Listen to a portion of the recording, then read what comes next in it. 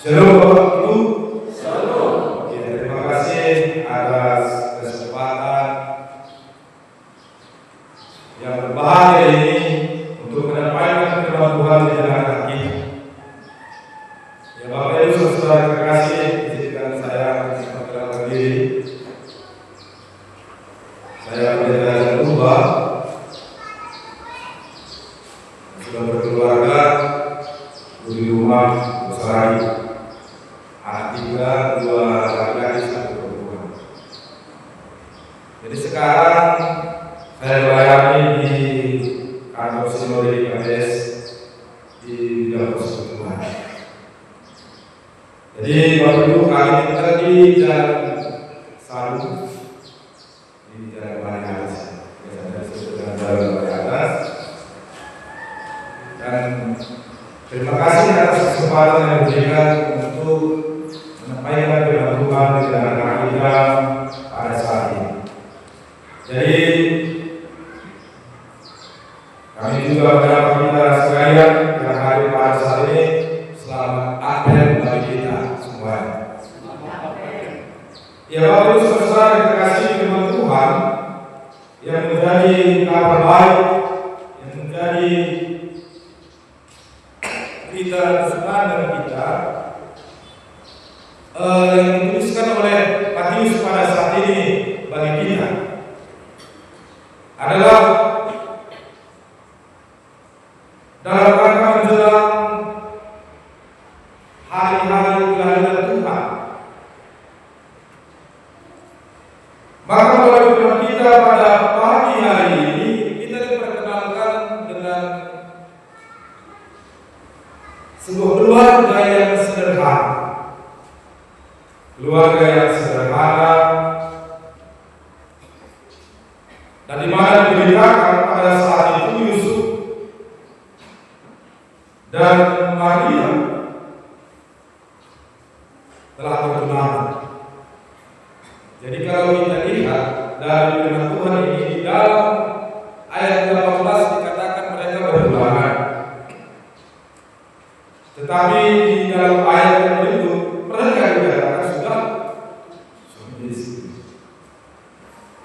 Jadi bisa membingungkan hal yang seperti ini. Tetapi perlu kita lihat di tengah-tengah budaya bangsa Israel dan mungkin juga di tengah-tengah budaya kita, bertunangan itu sepertinya ada dua cara dan metode. Kalau kita pernah melihat anak-anak yang ditunangan mulai dari kecil, bertunangan sejak kecil. Tetapi ini belum ada jaminan bagi mereka untuk jadi setelah dewasa nanti. Dan pertunangan yang terjadi di antara Yusuf dan Maria pada saat itu adalah ketika mereka sudah dewasa. Dan di dalam budaya mereka boleh disebut sebagai suami istri, tapi tidak boleh. Tapi belum dapat hidup bersama. Bapak Ibu saudara yang terkasih, keluarga yang kecil ini, keluarga yang tadinya boleh kita katakan yang damai ini, mereka sedang dalam kebimbangan. Terlebih-lebih Yusuf pada saat itu dia merasa bimbang dengan situasi apa yang dialami, dengan situasi yang terjadi pada saat itu. Tiba-tiba dia mendengar Maria sedang mengandung. Tiba-tiba dia mendengar Maria sudah mengandung. Saya kira juga sebagai orang yang baru bertunangan atau yang sudah disebut dengan suami istri tadi, maka ada rasa kegalauan. Saya rasa galau, Yusuf juga galau. Ini apa yang terjadi?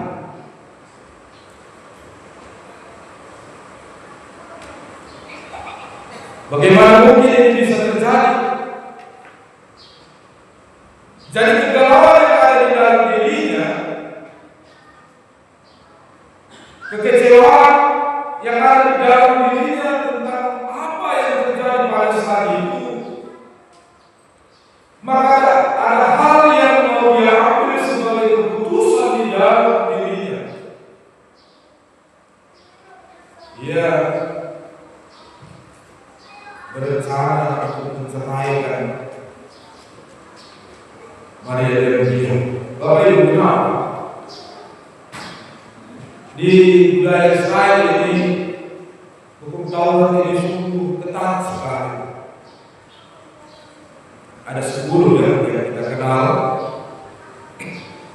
tetapi mereka masih harus hidup di dalam 613 yang menjadi penjabahan aturan hukum Taurat.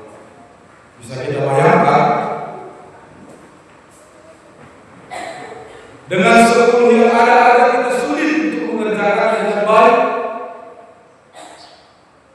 Tetapi ditambah lagi dengan aturan-aturan yang lain. Maka di sini kita dapat melihat apa yang dikatakan tentang Yusuf. Yusuf itu adalah seorang yang berusaha. Dia adalah pria yang baik. Maka boleh kita bayangkan dan dapat kita lihat seorang pria yang tulus hati, yang baik dan menerima keadaan. Tunangannya sudah hamil, mengandung, maka yang dia rencanakan adalah untuk menceraikan dengan diam-diam.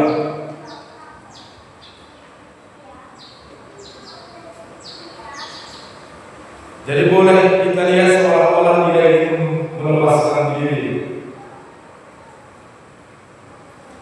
Karena tentu kalau berita ini terberita, maka hukuman akan dialami oleh. Tetapi saudara-saudara sekalian yang dikasihi oleh Tuhan Yesus Kristus, di balik keputusannya, di balik kegalauannya, di balik pertimbangannya yang akan menceraikan itu, maka di sini kita bisa melihat Allah juga tidak mau kita diam dengan apa yang terjadi pada saat itu. Maka Allah mengambil dan menunjukkan dirinya kepada Yusuf di dalam itu dan berkata, Yusuf, jangan begitu.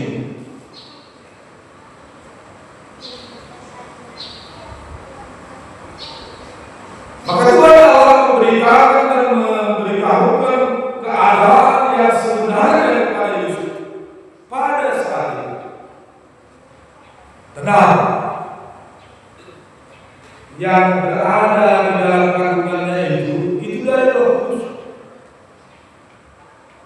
Bapak Ibu saudara-saudara yang terkasih dalam Tuhan kita Yesus Kristus, maka ini juga sering terjadi di tengah-tengah kehidupan kita selaku orang yang percaya.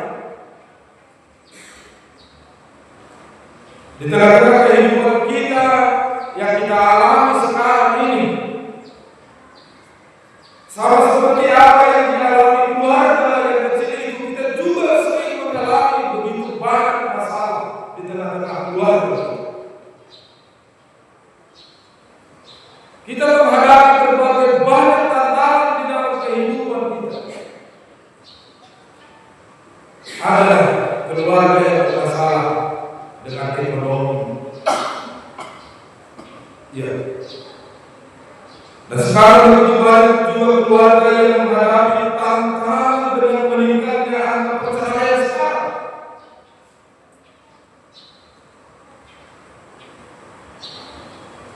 Dan juga banyaknya keluarga-keluarga sekarang ini yang menghadapi tentang maraknya judi online. Apakah ini tidak dianggap masalah? Saya tidak tahu. Tapi ini adalah masalah di tengah-tengah keluarga juga sekarang. Banyak keluarga yang hidup gara-gara ini. Banyak sekali keluarga yang terancam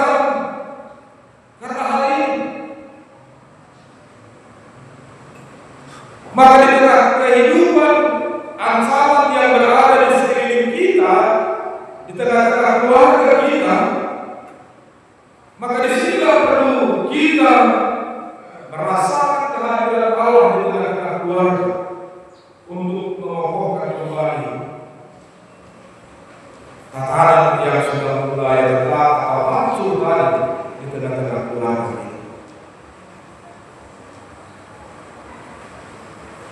Maka apa yang dikatakan oleh firman Tuhan bagi kita pada saat ini, mari kita belajar dari sosok Yusuf. Ketika Tuhan datang, ketika Tuhan berfirman kepada dia dan mengatakan apa yang sebenarnya terjadi pada saat itu, dia percaya dan dia menjadi taat pada firman Tuhan. Maka Bapak Ibu Saudara terkasih, pilihan itu juga ada pada kita sekarang. Kita pilih percaya dan taat atau tidak, kan begitu. Pilihan ada pada kita. Yusuf lebih memilih untuk percaya dan dia menaati apa yang dikatakan oleh Tuhan kepada dia pada saat itu. Maka di tengah-tengah berbagai macam ancaman sekarang ini, bagi kita di tengah-tengah keluarga Kristen ini, apa yang harus kita lakukan? Apa yang harus kita kerjakan? Maka kedatangan Tuhan di tengah-tengah keluarga inilah yang akan mengembalikan, mengokohkan kembali kehidupan di tengah-tengah keluarga, dan secara khusus di keluarga-keluarga muda sekarang ini luar biasa sekali datang kali ini. Ya kan? Di media sosial kita lihat belum berapa lama keluarga sudah cerai. Ini salahnya di mana? Ada yang berkelahi. Ini letak kesalahan di mana? Jadi ancaman-ancaman yang seperti ini akan terus ada dan terus menggerogoti kehidupan orang yang percaya. Maka persoalannya adalah ketika Allah yang hadir di tengah-tengah Yusuf dan Maria pada saat itu untuk menyelamatkan keluarga itu, maka pertanyaannya ketika Tuhan hadir di tengah-tengah kita, Tuhan mau selamatkan keluarga siapa?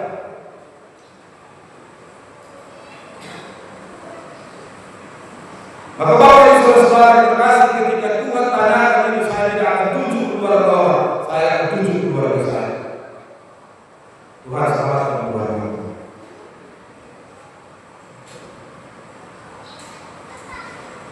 Tentu kita akan menginginkan Tuhan menyelamatkan keluarga kita. Nah, Bapak Ibu Saudara terkasih, bisa saja hal ini terlupakan atau terabaikan di dalam kehidupan kita sehari-hari.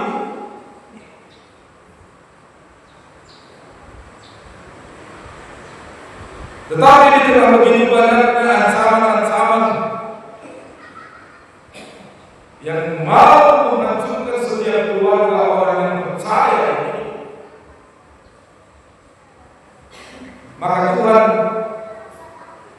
campur tangan, dia mengintervensi dalam kehidupan mereka. Jadi kembali seperti yang kami katakan tadi, pilihan ada pada kita.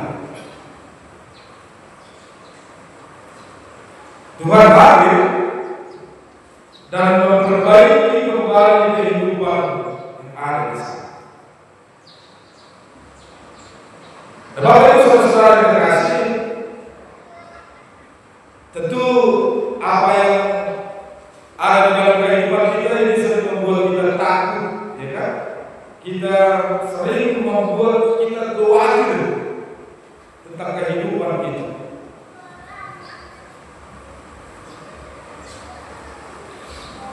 Saya kira kita datang dari berbagai latar belakang, ya, daerah, dengan membawa kehidupan kita ini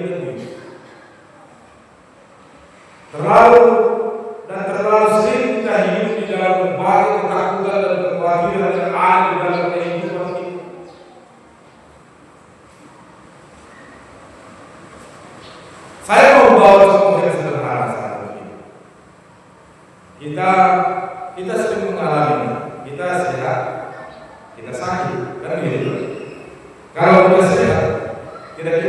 kita khawatirkan itu? Tidak ada. Nah kalau kita sakit, ada dua kekhawatiran di sana. Apa kekhawatiran? Kalau sedang sakit, kekhawatiran yang pertama sembuh atau semakin parah, begitu kan? Jadi sembuh nanti atau semakin parah. Nah kalau kita sembuh, puji Tuhan, kita katakan terima kasih kepada Tuhan. Nah kalau semakin parah, dua kekhawatiran apa? Hidup atau mati. Kalau kita hidup terima kasih kepada Tuhan, kalau mati dua kekhawatiran. Apa lagi? Masuk surga atau masuk neraka. Kalau kita masuk surga terima kasih kepada Tuhan. Nah kalau masuk neraka ada dua lagi kekhawatiran. Apa?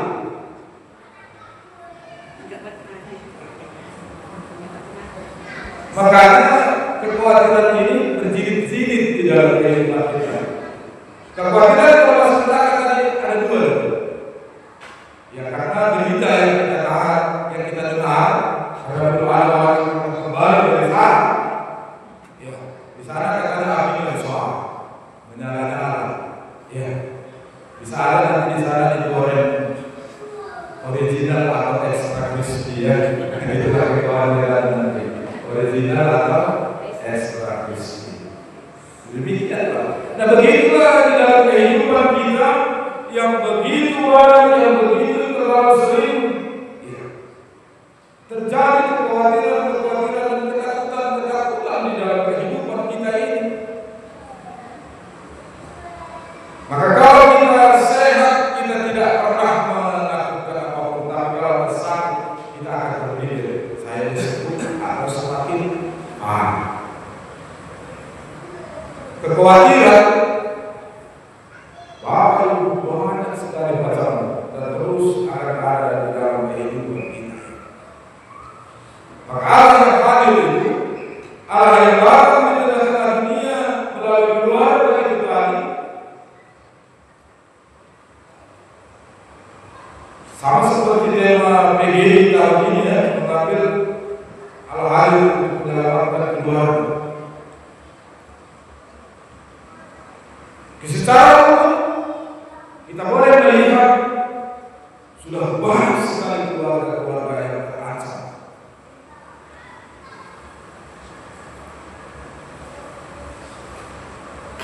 Di dalam kehancuran. Maka Allah yang datang itu untuk menyelamatkan keluarga-keluarga yang sudah berada di dalam kehancuran.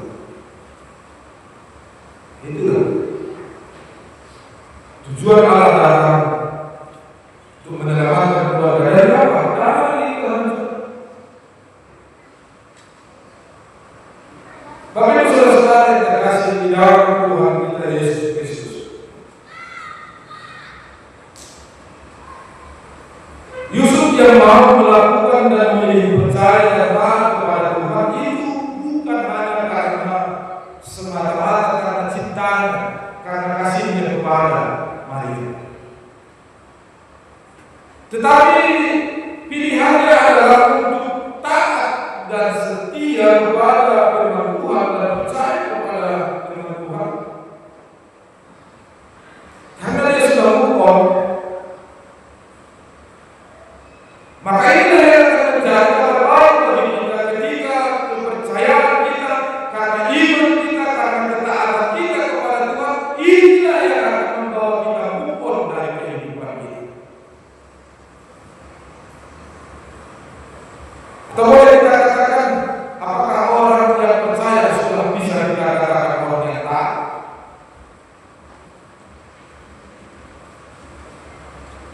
Sudah belum? Maka untuk menyatakan kita adalah orang yang percaya, maka tunjukkan dari ketaatan kita.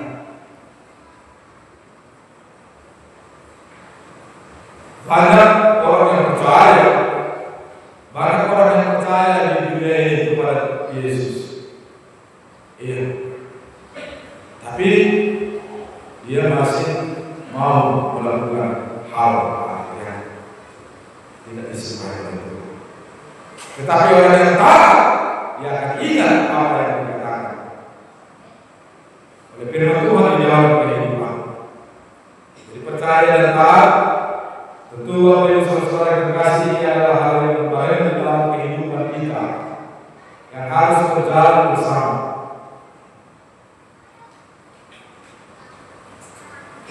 Pilihannya apa yang dilakukan oleh Yusuf pada saat itu, dia ingin untuk berjalan bersama dengan Tuhan.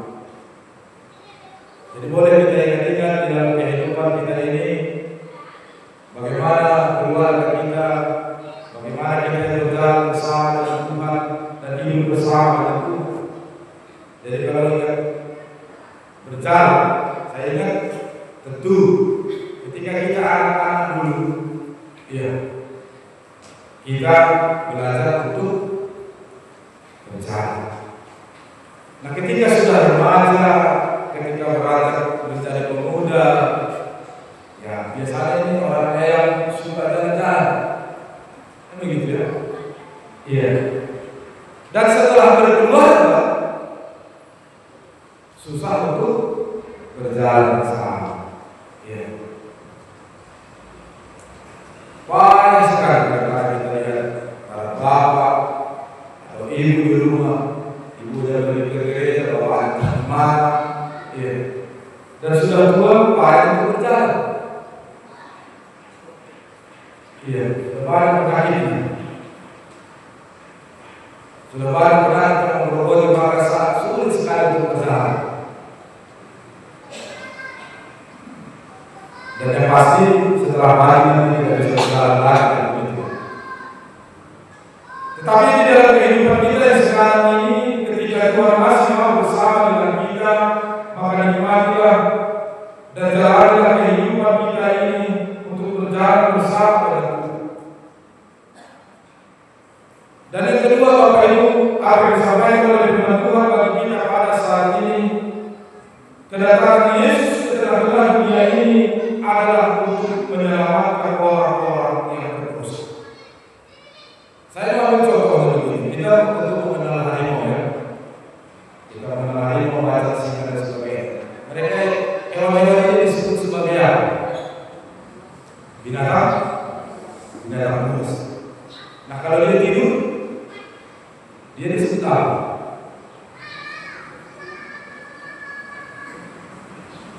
Tetap binatang buas. Apapun yang dia lakukan, dia tetap binatang buas. Karena apa? Nalurinya itu, hal itu sudah melekat dengan dia. Maka kepuasannya akan lebih terlihat ketika dia ingin menerkam masalah.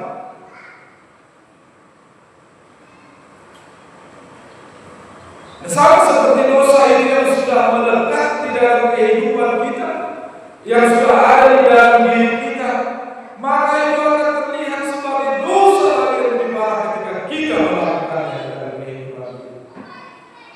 Jadi tidak bisa tidak, dosa itu terus ada di dalam diri kita ini.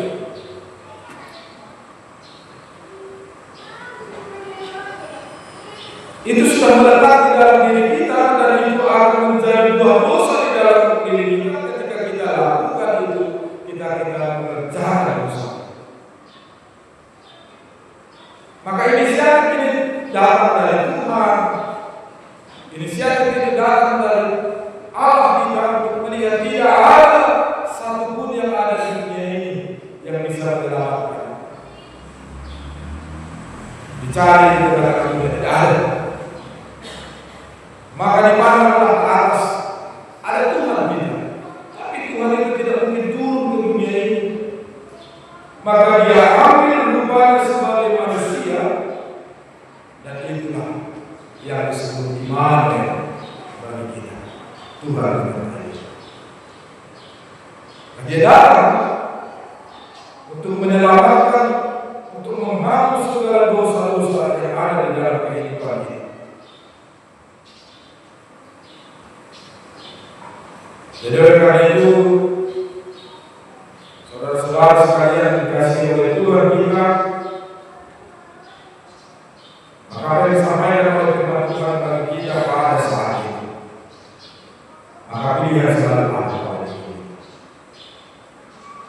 Tapi pilihlah untuk percaya dan pilihlah untuk selalu taat kepada Tuhan.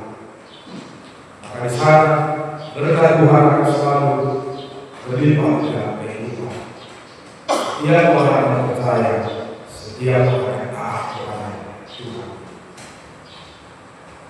Maka di dalam minggu Advent yang keempat ini, Advent kita yang terakhir, telah diceritakan untuk kita semua